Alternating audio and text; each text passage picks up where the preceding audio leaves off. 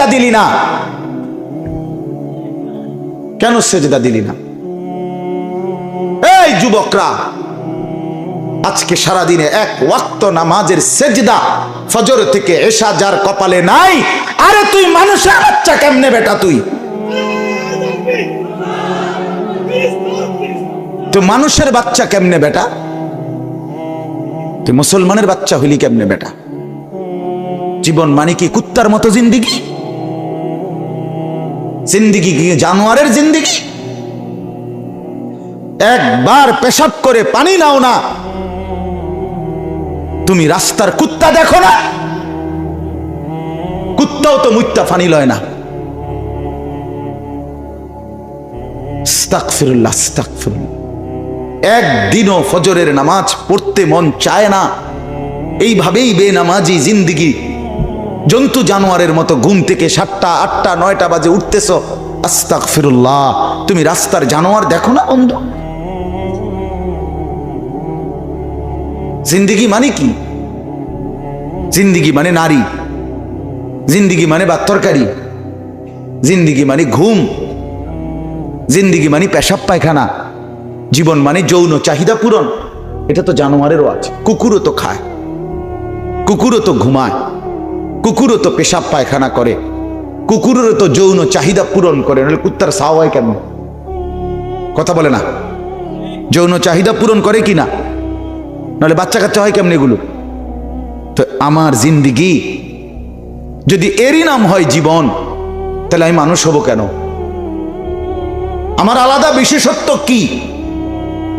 জাহান্নামের আগুনে নাফরমান তোর গাল একবার ডান দিক চাপ দিয়ে জ্বালানো হবে, আবার উল্টা দিক বাম দিক গাল চাপ দিয়া কই মাছ তেলাপিয়া মাছ গরম তেলে যেভাবে ভাজে চাপ দিয়া দিয়া এইভাবে তোর গাল দুইটা জ্বালানো হবে, একদম বিভৎস কালো হয়ে যাবে চেহারা।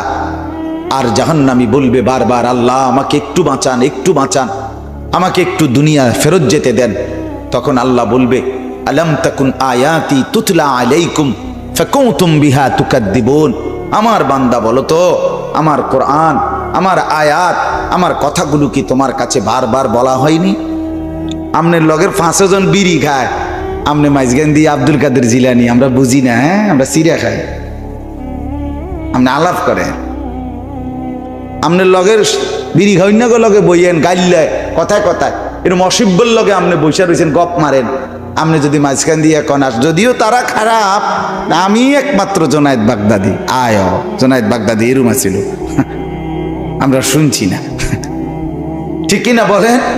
সাহাবায়ে কেরাম বললেন, ইয়া রাসূলুল্লাহ, আসরের নামাজের আগে দাজ্জালের যেই ভয়ানক বর্ণনা আপনি আমাদের সামনে দিলেন, আমাদের ভয় হচ্ছিল যে মসজিদের বাহিরেই দাজ্জাল দাঁড়াইয়া আছে, বাইর হইলেই না জানি ইমানটা নিয়ে যায় কিনা, এই ভয়ে আমরা এখানেই বসে আছি।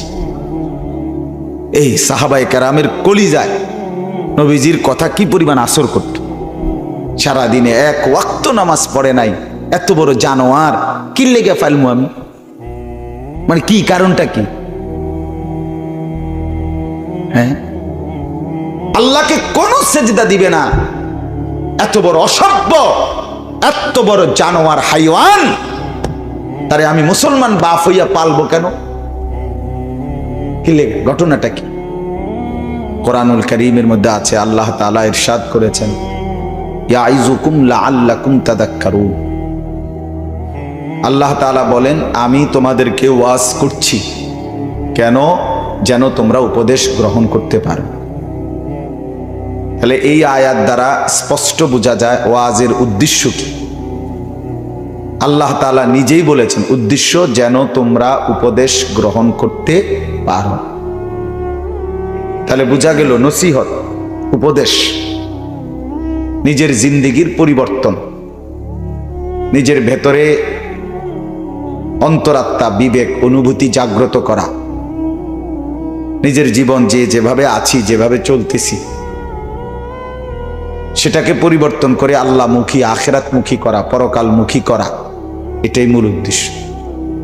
যদি এটা অর্জন না হয়, আসা এবং যাওয়া আর শোনার মধ্যে কোনো লাভ হলো না। এই জন্য আমি সবার কাছে অনুরোধ করছি, যে কয়জন আল্লাহর বান্দা বসছেন সবাই মনোযোগ দিয়ে আন্তরিকতা নিয়ে, শতভাগ আন্তরিকতা নিয়ে একেবারে দিল থেকে আল্লাহর কথা শুনে দেখবেন লাভবান হবে, হৃদয়ে অনুভূতি তৈরি হবে, কলিজা নড়বে, আল্লাহ তাআলার মহব্বত জাগ্রত হবে, আখিরাতের ফিকির আসবে, বিগত জীবনের উপরে আফসোস আসবে, আগামী জীবনের জন্য ইবাদতের আগ্রহ তৈরি হবে। এটা যদি না হয় বলেও লাভ নাই, শুনেও লাভ নাই। এজন্য সবার কাছে অনুরোধ, মনোযোগী হই। যে ছেলেরা দাঁড়িয়ে আছো ভাই, আমার অনুরোধ হলো যে কতক্ষণই বসো, শুনো, এতক্ষণ বসেই শুনো। যার যখন সুবিধা হবে, প্রয়োজন হবে, চলে গেলেই হলো, কোনো অসুবিধা নেই। আল্লাহর কথা 1 মিনিট শুনলো লাভ, 100 মিনিট শুনলো লাভ।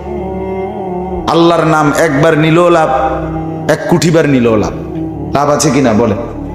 সুবহানাল্লাহ একবার বললেও নেকি, 100 বার বললেও নেকি।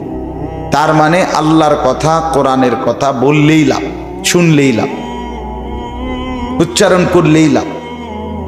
সামান্য হোক বেশি হোক, সবটার মধ্যেই লাভই লাভ। এজন্য কমই শুনি, অসুবিধা নেই, কিন্তু মনোযোগ দিয়ে শুনি, আন্তরিকতা নিয়ে শুনি। কোরআন সুন্নাহর কথার ক্ষেত্রে পরিবর্তনের জন্য আদব জরুরি। আর যদি বলে যে ভাল লাগলে শুনবো, বালা না লাগলে শুনতাম না, দেখি না টান টুন আসেনি, কথা বুঝেন না, টান টুন নাই, হুদা কি কয় না কয়, হ্যাঁ তয় ঠিকই আছে, তাইলে হবে না। কিন্তু পরিবর্তনের জন্য আন্তরিকতা জরুরি, আগ্রহ জরুরি, ভীষণ আগ্রহ। হাদিসের মধ্যে আছে সাহাবায়ে কেরাম রাসূলুল্লাহ সাল্লাল্লাহু আলাইহি ওয়াসাল্লামের কথা যখন শুনতেন, সাহাবায়ে কেরাম বর্ণনা করেন কান্না আলা রুউসিনা তাইর, আমাদের কাঁধে মাথায় যেন পাখি এসে বসতো। অর্থাৎ এতটাই স্থির, যেই ডাল নড়ে ওই ডালে পাখি বসে না। ডাল, গাছের ডাল যদি সারাক্ষণ নড়ে তো এটাতে পাখি বসবে?